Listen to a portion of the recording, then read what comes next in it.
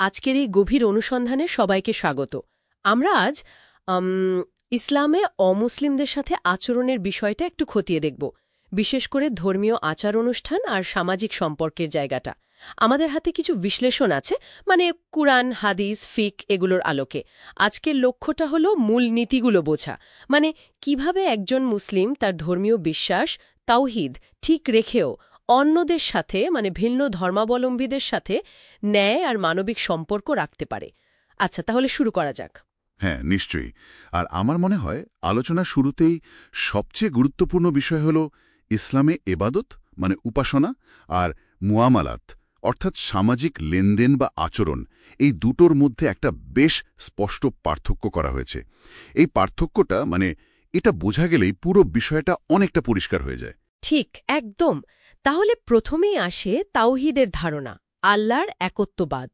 ইসলামে তো এটাই একেবারে মূল ভিত্তি। এর উল্টোটা হলো শিরক, মানে আল্লাহর সাথে কাউকে অংশীদার ভাবা। এটাকে তো সবচেয়ে বড় পাপ বলা হয়, মানে তওবা না করলে ক্ষমার অযোগ্য। সূত্রগুলো তাই বলছে। এই কারণে যেমন ধরুন মূর্তি পূজা বা এর সাথে সম্পর্কিত কোনো কাজে অংশ নেওয়া, যেমন পূজা মণ্ডপে যাওয়া বা ধরুন সেখানে আর্থিক সাহায্য করা, এগুলো ইসলামে কঠোরভাবে নিষিদ্ধ। হ্যাঁ, ঠিক। আর বিষয়টা বেশ গভীর, মানে নিষেধাজ্ঞাটা শুধু বিশ্বাসের পর্যায়েই নেই, কাজের মাধ্যমেও শিরককে এড়িয়ে চলার নির্দেশ আছে। যেমন ধরুন, কোরআনে তো স্পষ্ট করেই বলা আছে, আল্লাহ ছাড়া অন্য কারো নামে উৎসর্গ করা খাবার হারাম, মানে যেমন পূজার প্রসাদ বা এই জাতীয় কিছু। আচ্ছা। কিছু ব্যাখ্যায় এমনও এসেছে যে এই ধরনের অনুষ্ঠানে যাওয়াটা শিরকের প্রতি একরকম নীরব সমর্থন হয়ে যেতে পারে। এমনকি হজরত ওমর রাজিয়াল্লাহু তাআলার একটা কথা পাওয়া যায়, যেখানে বলা হয়েছে এমন জায়গায় আল্লাহর গজব আসতে পারে। আরেকটা বিষয় হলো ওই যে হাদিসটা, যে ব্যক্তি যে জাতির সাদৃশ্য অবলম্বন করবে সে তাদেরই অন্তর্ভুক্ত।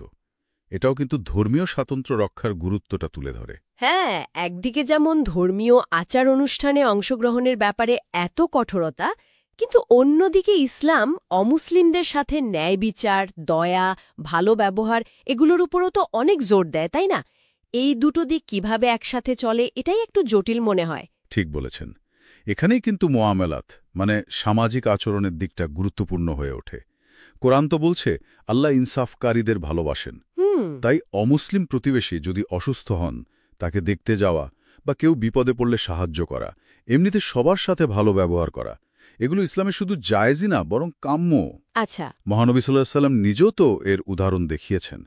যেমন এক ইহুদি ব্যক্তির জানাজা দেখে তিনি সম্মানে দাঁড়িয়েছিলেন। তাদের থেকে সাধারণ হালাল খাবার নেওয়াও ঠিক আছে, মানে ধরুন ফল, সবজি, রুটি এগুলো নেওয়া যেতে পারে। শর্ত হলো হালাল হতে হবে।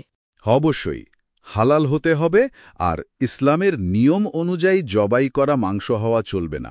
যদি মাংস হয়, তার মানে মূল বিষয়টা দাঁড়াচ্ছে যে ধর্মীয় উপাসনা বা শিরক এগুলোর সাথে সরাসরি যুক্ত বিষয়গুলো এড়িয়ে চলতে হবে, কিন্তু মানবিক আর সামাজিক সম্পর্ক রাখা, ভালো ব্যবহার করা এগুলোতে কোনো বাধা নেই, বরং উৎসাহই দেওয়া হয়েছে। হ্যাঁ, যদিও কিছু নির্দিষ্ট গাইডলাইন আছে, যেমন প্রথমে সালাম না দেওয়ার কথা বলা হয়, বা খুব অন্তরঙ্গ বন্ধু মানে আউলিয়া হিসেবে না নেওয়ার কথা আছে। এগুলো সম্ভবত ধর্মীয় আর সামাজিক পরিচিতি রক্ষার জন্যই, তাই না?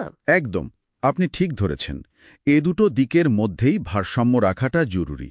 মানে একদিকে নিজের ধর্মীয় সীমানা রক্ষা করা, শিরক থেকে দূরে থাকা, আর অন্যদিকে সবার সাথে মানবিক আচরণ, ন্যায় বিচার করা। এটাই হলো ইসলামী নির্দেশনার একটা মূল নির্যাস আর কি। আর এটাই আসলে এবাদত আর মুআমালাতকে আলাদা করার বাস্তব দিকটা। তাহলে আজকের এই আলোচনা থেকে যা পরিষ্কার হলো তা হলো, ইসলাম একদিকে তার অনুসারীদের শিরক থেকে কঠোরভাবে বাঁচতে বলছে, আবার একই সাথে সব মানুষের প্রতি সে যে ধর্মেরই হোক না কেন ন্যায় বিচার আর দয়া দেখানোর কথাও বলছে। ধর্মীয় আচার আর সামাজিক আচরণ এই দুটো ক্ষেত্র আসলেই আলাদা। হ্যাঁ, আর এই আলোচনাটা কিন্তু একটা জরুরি প্রশ্ন সামনে নিয়ে আসে।